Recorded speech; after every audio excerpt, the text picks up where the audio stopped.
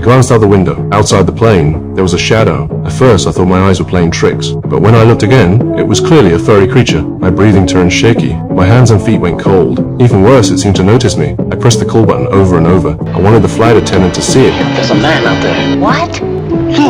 Look, he's crawling on... But when she came, the window was empty. I forced an awkward smile and said I made a mistake. My wife woke up, handed me a sleeping pill, and said I probably just needed rest. But no pill could kill my curiosity. When she fell back asleep, I pulled the curtain open.